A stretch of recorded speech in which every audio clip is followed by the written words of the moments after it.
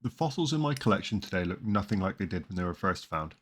This series is a chance to look at the fossils before and after preparation and introduce you to my digital fossil collection that will feature many of the fossils that have been found on this channel. Welcome back to the channel. Pay no attention to the logo on the shoebox. This is not a box of shoes, this is a box of fossils. And these are fossils that are all now back from prep and are part of my before and after series. So what do we have in here? These all got sent off back in December for prep. A couple of them did sneak in as pictures into the best finds of 2024. So I'm quite excited to show them off to you now that I've got them back in person. And a few others that didn't make that video, but you'll all enjoy seeing too, I hope. So let's see what we've got. So the first find is the one that I've been most excited for. I've just been smacking this one trying to figure out what this ammonite is because it didn't fit any of the obvious things in my head, so maybe Horgia. So I thought I'd keep smacking it, see if it'll break open, and something else popped out. Something else popped out. And I think that is a Horgia. It's got a big keel. It doesn't quite look like a pseudo, although the nodes and ridges in towards the middle of it might just be a bit distorted because of what looks like a midline crease just kind of running here. But I'm pretty sure that's a Horgia. So 2 for the day. Well, 3 I guess if you argue about the other one. This one looks like it has more promise for a middle, but I'm still not optimistic. We'll see. I'll wrap it up and put it in the bag. This is a Horgia. You can tell because it's got these set of nodes that run on sort of the inside edge of the whorl, very distinct. This one has a middle, which is the first one in my collection with a middle. It's a beautiful little Horgia. They get much, much bigger, although it doesn't really matter if they get much bigger if they don't have the preserved middle as far as I'm concerned. And so that one is a gorgeous little one to add to the collection. It's got a bit of crushing that runs across there. That happened before I got to it. That's a fossilization artifact. But a beautiful specimen nonetheless, and really happy to have this in the collection. This one did feature in the best of 2024 finds, as did the next one. Just scrambling into the second bay and picking up the first Gramo nodules. Although this one is a bit unusual. It looks like a Gramo other than the fact the shell color is a bit different, which I know is an odd thing to be using. And also that whorl's getting really big really quick. I think it's an interesting one. I will be putting that in the bag straight away. This little teeny tiny thing is a Hildoceras, and so we do find them in the cephaloid beds down in Cotswolds. They get much, much bigger down there, but they seem to be incredibly rare, them and the Hildoceras, which you also get in Only Ravenscar in Yorkshire. Both of those get much, much bigger, but here we don't seem to find very many or very big ones. But what makes this really rare is it's a Hildoceras from the Gramo beds. Instead of being a big round thing, it's got a very oval cross section, which is one of the big giveaways of what it is. It doesn't have any sort of constrictions or tightening sections through the middle. It was found in a block with other Gramoceras level things, so that's the good indicator of what level it is. So it's quite a useful thing.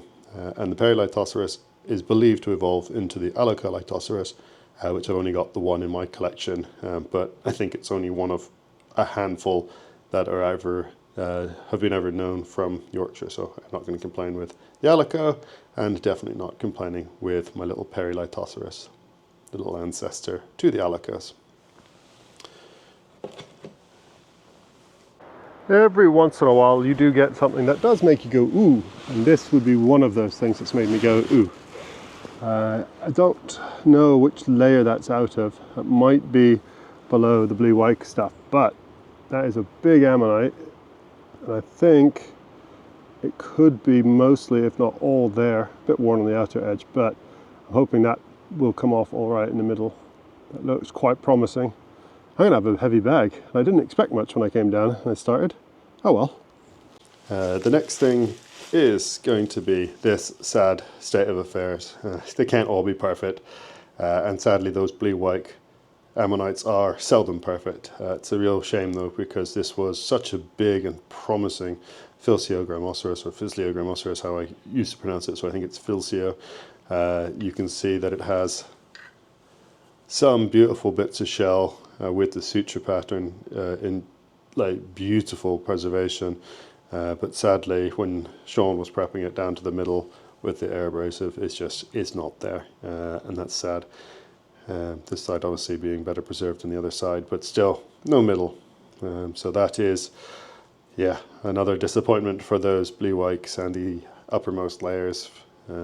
They are incredibly rare and they do not tend to preserve well, and that is my experience too. So cannot complain at what the prep has been done, just the preservation is sadly not there. We'll keep looking, but that was a really big one, so just a shame as well. And then the last one for today, it's only 4 of them to show off. Oh no, there's 2 more, sorry. I take it back, don't run away just yet. And one last pseudo. This one's looks like it might have come from Ravenscar fossil bays as per usual, but we are pretty close to the get up point. But it looks to be a beauty and still got the other bit, so hopefully we'll all go back together nicely. There's this lovely Pseudoceros. It's a beautiful example of the bulbient species, only found at Ravenscar. These are higher levels than we tend to find in Pseudoceros across the rest of the Yorkshire coast. Normally indicative by that sort of deep mouth, sorry, not deep mouth, the deep umbilicus, the middle bit here. And they don't tend to whirl down quite the same way that the earlier ones do, the Pseudoceros lactans species. But this block was a big thing, and so it's glad it's come out nicely. The preservation's all pretty much iron pyrite, so it's a really nice example. The sutures are beautiful too. And then we've got just the one last thing. Bit of an unusual block, this one. Saw a bunch of shells, so gave it a tap. You can see what's an exploded bit of a little ammonite there, and another slightly bigger one there. Looking at the shape of them, probably cats, but they could be deep-bodied Pseudoceros species. I've got the other part of it with the hammer, so I'll take this back. I no idea if it'll be any good, but why not? I knew when I found this block it had this ammonite in it, but it was broken through where it split. But as I was prepping, I found another little one.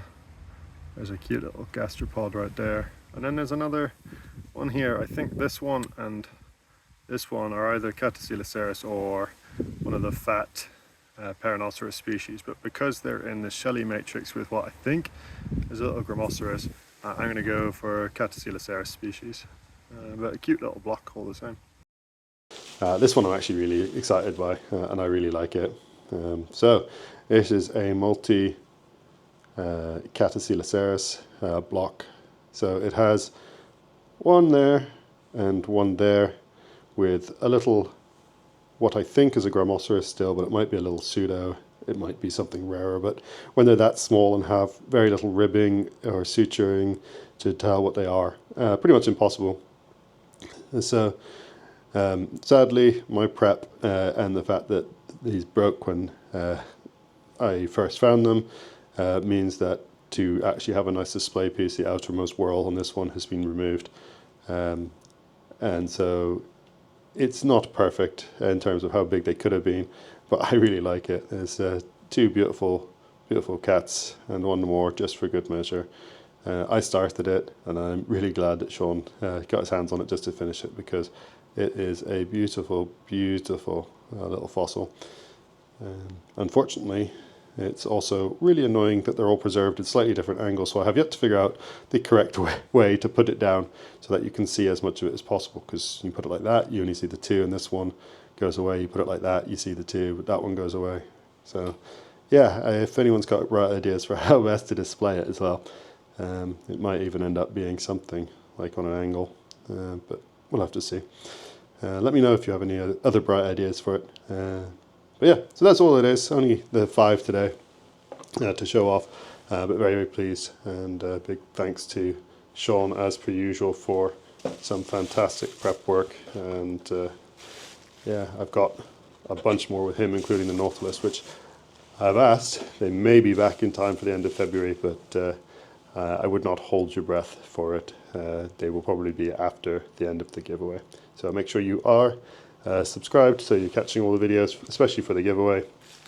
Make sure you put a comment in about your favorite ones, things that you really like or dislike, and make sure you just type giveaway to make sure you are entered into the giveaway, which will be ending fairly soon.